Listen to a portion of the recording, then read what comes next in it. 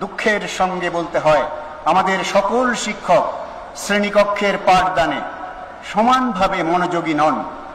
তাদের অনেকে যথার্থভাবে একাডেমিক দায়িত্ব পালনে যত্নবান নন। কেউ কেউ রাজনৈতিক কাজে অধিক মনোযোগী। এর ফলে শিক্ষার্থীরা ক্ষতিগ্রস্ত হন।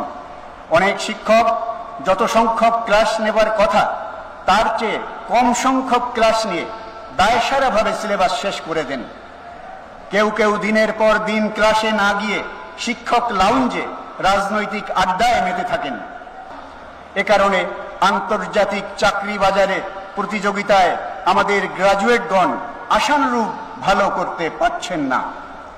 উন্নত বিশ্বে বিশ্ববিদ্যালয় শিক্ষক নিয়োগে যোগ্যতাকে প্রাধান্য দেওয়া হয়।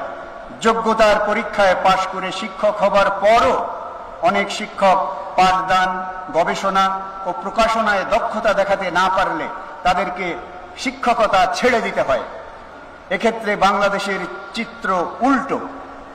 এখানে অতীতে দলীয় সরকারের আমলে ভালো প্রার্থী থাকা সত্ত্বেও অনেক কম যোগ্যতা সম্পন্ন প্রার্থীরা কেবল দায়সারা মৌখিক পরীক্ষার পাশাপাশি রাজনৈতিক প্রভাব ও আর্থিক লেনদেন করে বিশ্ববিদ্যালয়ে শিক্ষকতায় যোগ দিতে সক্ষম হয়েছেন।